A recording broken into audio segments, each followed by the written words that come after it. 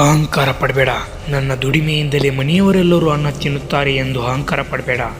ಅಂಥ ಕೆಲಸಕ್ಕೆ ದೇವರು ನನ್ನನ್ನು ಆಯ್ಕೆ ಮಾಡಿದ್ದಾನೆ, ನನಗೆ ಬುದ್ಧಿಶಕ್ತಿಯನ್ನು ನೀಡಿದ್ದಾನೆ ಎಂದು ಹೆಮ್ಮೆ ಪಡಿ.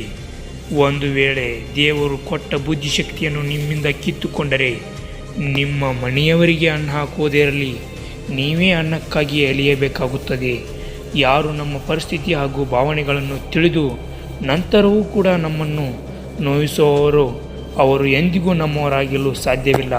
ನಾವು ಅವರಿಂದ ದೂರ ಇರಬೇಕು. ತುಂಬ ಒಳ್ಳೆಯದು. ಚಿನ್ನ ತಟ್ಟೆಯಲ್ಲಿ ಊಟ ಮಾಡಬಹುದು, ಆದರೆ ಚಿನ್ನದ ಪಾತ್ರೆಯಲ್ಲಿ ಅಡುಗೆ ಮಾಡಲು ಸಾಧ್ಯವಿಲ್ಲ. ನೆನಪಿರಲಿ, ಯಾವುದು ಮೇಲಲ್ಲ, ಯಾವುದು ಕೀಳಲ್ಲ. ಹಾಗೆ ಫ್ರೆಂಡ್ಸ್, ತಾಯಿ ಪ್ರಪಂಚಕ್ಕೆ ನಿನ್ನನ್ನು ಪರಿಚಯ ಮಾಡುತ್ತಾಳೆ, ತಂದೆ ಪ್ರಪಂಚವನ್ನು ನಿನಗೆ ಪರಿಚಯ ಮಾಡುತ್ತಾನೆ. ಜೀವನ ತಾಯಿಯದ್ದು, ಜೀವನ ತಂದೆಯದ್ದು.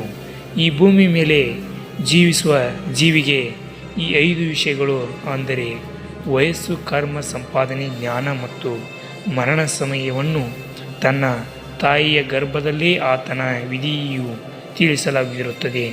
ಎಲ್ಲ